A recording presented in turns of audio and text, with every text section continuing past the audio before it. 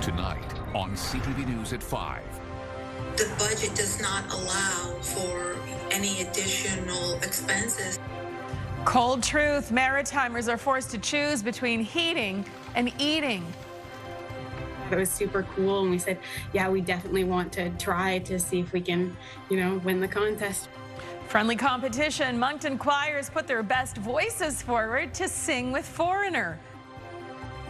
It's a chilly October night ahead for the Maritimes, the risk of frost, and then breezy and brisk for Friday. Live from the Maritimes News Center, this is CTV News at 5. Good evening and welcome to CTV News at 5. I'm Maria Panopalis. Thanks for joining us. First at 5 tonight, heat or eat? That is the decision more and more Maritimers are faced with as the cost of living soars. From the high price of power to skyrocketing grocery bills and the other necessities of life, it's getting harder to keep the heat on and put food on the table at the same time. As CTV's Hafsa Arif reports, sure, families have been cutting back, but many have no choice but to simply go without. Hafsa. That's right, Maria. The fall chill is setting in, and with it, a familiar kind of anxiety. For some, it's not about whether to turn up the heat, but whether they can afford to. For many families, it's already hard staying warm during the winter, but now it's become a trade-off. They're in a heat or eat situation, meaning that they've already reduced their discretionary spending within their budget, have cut back on everything that they could cut back on. A new survey by MNP found 1 in 3 Atlantic Canadians may have to cut back on heat. Another quarter are looking at how to stretch their grocery budgets with coupons, sales, and smaller portions. The need to use extra credit to cover off some of the costs because the budget does not allow for any additional expenses. The pressure is playing out in food banks too. Demand is growing not only for food hampers, but for paying power bills through available relief programs. We're seeing already that people are applying for their power bill, obviously, and heat as well. So we're expecting an uptick in the next couple of weeks for emergency assistance support. But those funds at Parker Street Food and Furniture Bank are quickly running out. We're cutting way into our emergency assistance fund for this year already. Unfortunately, because we don't get as much support for that program as or other programs, it means that they'll be on a wait list. Even though inflation has slowed, the impact hasn't. It seems like every time I go to the grocery store, there's a price hike. And sometimes I would go in there and be like, I can't afford this, so I put it back on the shelf. And for many, just when one bill's covered, another one shows up. I just moved into a place, paid the damage deposit, paid the rent, and then my muffler broke. So the rest of my income went to that. So it's been kind of crazy. From groceries to gas, from power bills to payments, for many Atlantic Canadians, there's just not enough left to cover it all. And experts say the stress of paying for bills is pushing more people into debt or even insolvency. Maria? Well, sure it is. Thank you, Hafsa. It's getting so tough out there. And that actually brings us to tonight's web poll. We are asking, are you cutting back on your heat or groceries to save money? Your options are simple. Yes or no. Just go to ctvnewsatlantic.ca to weigh in and, of course, to see the latest poll results. Bruce Frisco standing by in the anchor seat tonight. And, Bruce, I know you've had a busy day in the newsroom today. Yeah, very, very busy, Maria. Big news, good news, really, from the Annapolis County. Evacuees from a big wildfire in Nova Scotia's Kings County, I should say, are home now.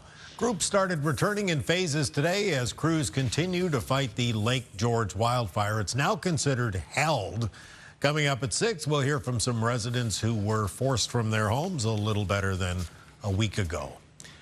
A new, deeply affordable, income-based housing facility is opening very soon in Halifax.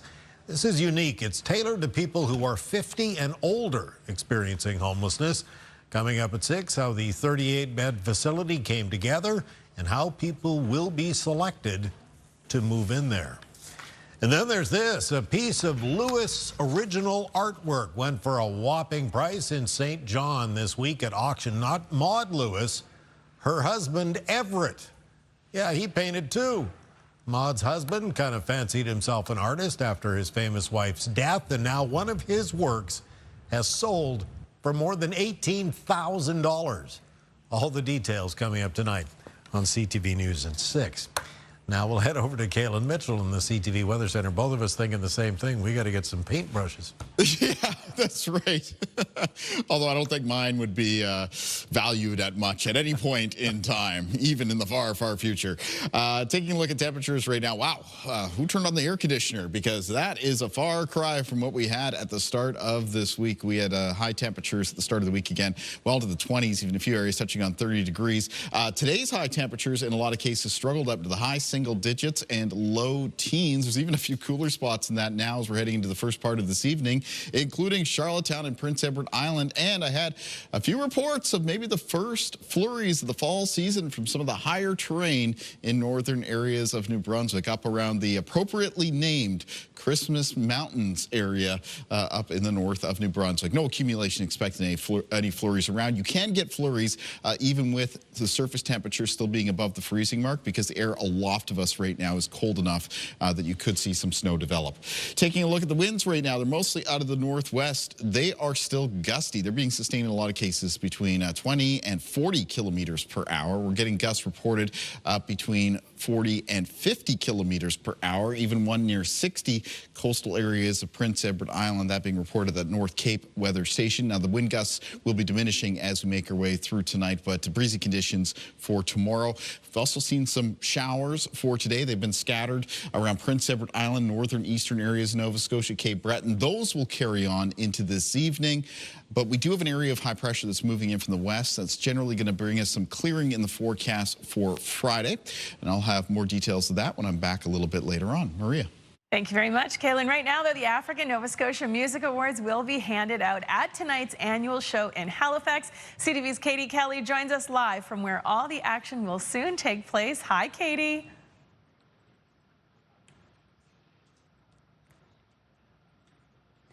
Hi, Maria. Yes, I'm here at the Lighthouse Arts Center, downtown Halifax. This room may be empty right now, but in about 2 hours' time, it is going to be packed with some of the most talented musicians and music fans in the region. This is the 27th edition of the African Nova Scotian Music Awards, and they have an incredible night planned. There's going to be a ton of performances. Haley Smith is going to be here. Zamani is going to be here. Maggie Andrew, Mark Riley, Slim of 112 is going to be here. It's a huge night ahead, and again, so many awards going to be handed out, recognizing some incredible talent here on the East Coast. There's still time to get tickets. Go on the ANSMA website and come on down. It all starts at 7. Coming up just after this break, I'm going to be talking to the executive director. I'm going to give you a preview, all the highlights, everything you need to know about tonight's 27th annual African Nova Scotian Music Awards. Stay with us. I'll see you right back here in just a minute.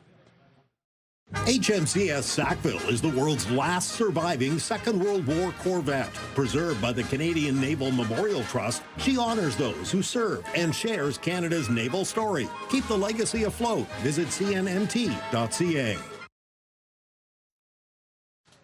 Welcome back. So the countdown is on. The 27th annual African Nova Scotia Music Awards show begins in just over an hour. Let's go back to the Lighthouse Arts Center in downtown Halifax, where CTV's Katie Kelly joins us live with a preview of tonight's festivities. Hi, Katie.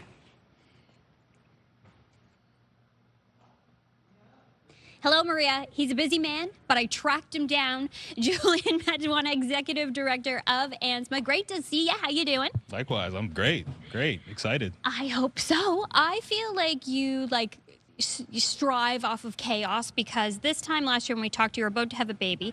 Now this year you just got married. You always have to pick the week of the award show for your big life events. Got to jam it all together, right? You know, they say, you know, when you're busy, you get things done. So right. Just jam it all together, and, you know, we're productive that way. Well, congratulations on everything. Thank you so much. Awesome. It's amazing. It was a perfect day, and I know tonight is going to be another perfect night. Awesome. Oh, it is. I'm so excited for this. You have an incredible night planned. Start, if you don't mind, Julian, by just talking a little bit about ANSMA first, and just a little bit about your mission statement and what you guys do. Sure. So we're the African Nova Scotian Music Association, of course. Most people know us as ANSMA. We are dedicated to the enhancement, development, and celebration of African Nova Scotian musicians and industry professionals. And through providing programs, we do workshops to teach the business of music. We have mentorships with industry professionals and artists from across the globe to really just help our artists pave a path towards a viable career. So cool. I visited your offices just earlier this week for the first time in a while. I hadn't been there in at least 6 months or so. And you have studios there now, and it's so cool. Yeah. So you are just going above and beyond, and you keep doing so much more to have so many more opportunities for artists and up-and-coming people in the arts industry. That's the plan. We want to make sure that we have as many resources as possible for our membership, and we want to make sure that we are that bridge between the music community and the music industry, and we show people the different career paths that you can take in the music industry, not just on stage but behind the scenes as well. Like, there's 100 people behind the artist under the spotlight, right? And those people are equally as important to make sure that the show goes as perfectly as it can. So we want to make sure that folks understand that there's always a way that they can add value to the space. Awesome. Well, I know that a lot of artists that are here tonight, whether it's performing or nominated or just attending, you guys have helped so much in so many ways. Talk to me about tonight. Lay it out for me. What's going to happen here at the ANSMA Awards? So, you know by now that the theme is roots and rhythm. So it's going to allow us to really kind of take you through a journey of the different genres that our community has touched and experimented with and been influenced by. And I think tonight you're going to see just the versatility of our artists in the community and all the different sounds and talent that they have. It's not just the natural genres that we gravitate towards. It's a little bit of everything, right? And that's going to be on full display tonight. We're going to continue carving out meaningful partnerships with artists and industry professionals down south, across the pond, and everywhere we can, so that our folks can have as many great connections and learn about different markets as intimately as they can. So, because our vision is to put African Nova Scotian music on the world stage. In order to do that, we have to get our artists on the world stage, and forging those relationships and getting their music outside of the province and everywhere it possibly can go is the goal. Mm-hmm. Well, Slim of 112 is going to be hearing their music tonight, so that's pretty cool. Of course, a big part of this is the awards. Talk to me about some of the categories. So one that I do want to mention, which is a new category, is our Industry Professional of the Year. We really want to make sure that our sound check. Yeah, exactly. Going through the voice of God. We want to make sure that our industry professionals feel represented and seen by the organization and celebrated as well on annually at the award show. So we've added the Industry Professional of the Year award. There's many wonderful people who are nominated: Micah Smith, Israel Ekanem, Katrina Lopez, to name a few, and Precious Fig Ballet. Like, all these people are paving their own unique path in the music industry, and you don't have to be able to sing or play an instrument in order to add value to the space. So we want to make sure that that's front row and center, and you can see yourselves in those different roles. Oh, you do such amazing work, Julian. Congratulations. Thank I know you. It's going to be a fabulous night here at the ANSMA Awards. Tons of awards being handed out tonight here at the Lighthouse Arts Center, and some great music. Get down here if you can. You have time. You have time. It starts at 7. Maria and Kaylin. Thank you, Katie. And of course, Katie will be back at 6 o'clock for CTV News at 6 with an artist. And as she said, there are still tickets available. And what a treat. You get to go and watch people get their awards, but also you get to be entertained, because some of the best in the biz are going to be on that stage tonight. And I'm sure the attendees to the award show already know this, but if you're headed to that show or another event tonight in the Maritimes, wear something a little bit warmer. Oh, yeah. Because it's been chilly today. sweater weather is upon us, especially with the wind. It was gusty today for sure. Really noticed that. Still, if you did bundle up a little bit, it was a nice day for a walk along the St. John Harbor that we're looking at here. I'll have more in the forecast next.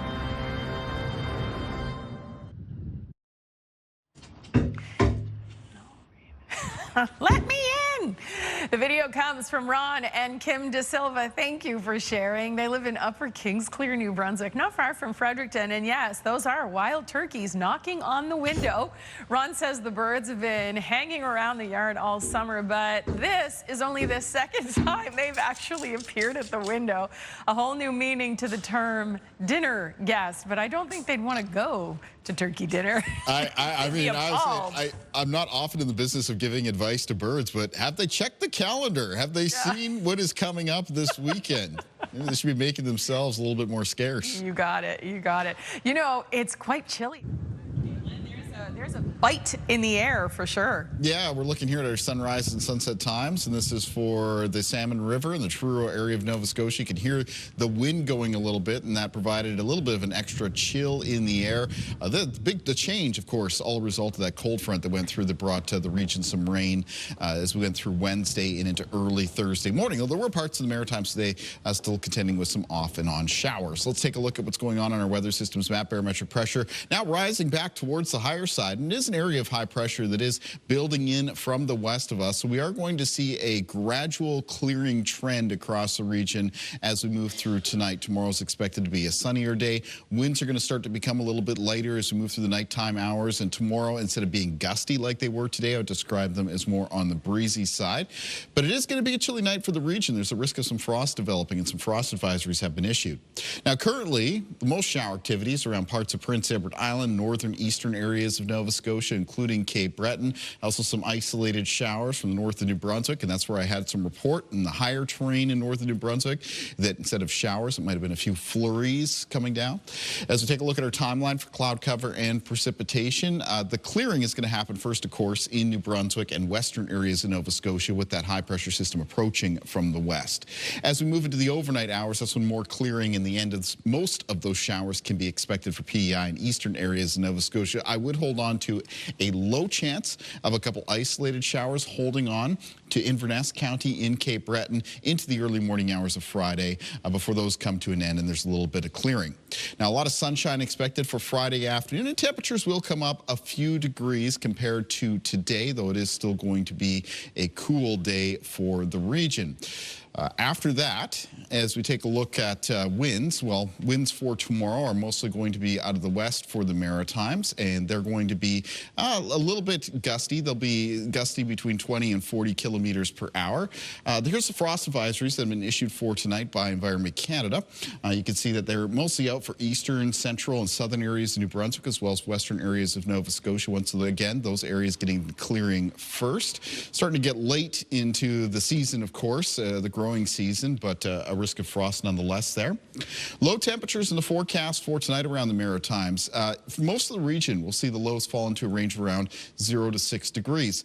Some communities in western New Brunswick, though, could be a little bit colder than that, with low temperatures between around -4 and 0, especially up around the northwest. And then high temperatures in the forecast for Friday will be between 13 and 15 degrees for New Brunswick, mostly in the low teens for Prince Edward Island. And for Nova Scotia, most of the high temperatures between 12 and 15 degrees. These are pretty seasonable for this far into October, maybe just a degree or two below in a couple of spots.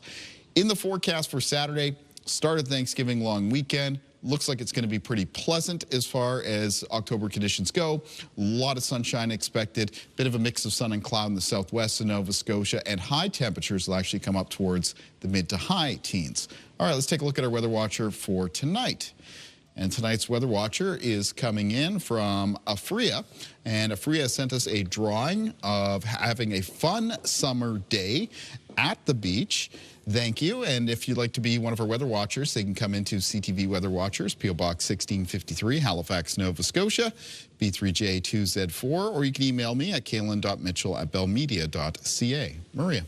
Thank you, Kaylin. Time for our final break here on CTV News at 5. Here's a preview of what's coming up next.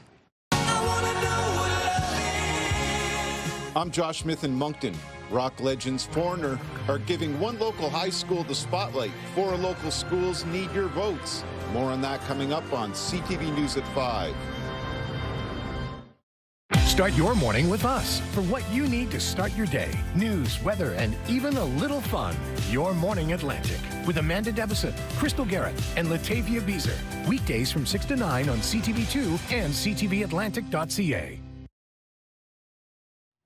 Welcome back. A Moncton music showdown is down to the wire. As CTV's Josh Smith shows us, 4 high school choirs are in the running to sing with Foreigner when the legendary band plays the Avenir Center later this month. Last month, Foreigner put the call out for backup, and 4 high schools answered. The winner will join the legendary rockers on stage to perform their classic, I Want to Know What Love Is.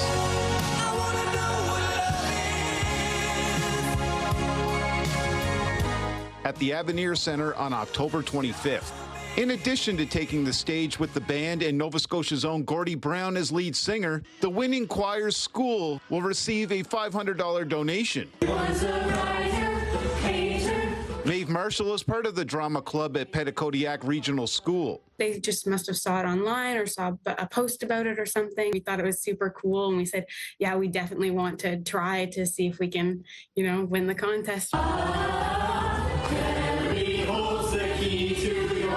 Other schools from Moncton include Harrison Trimble,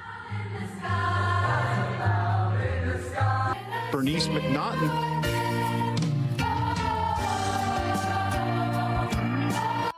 and Tantramar High in Sackville are all finalists.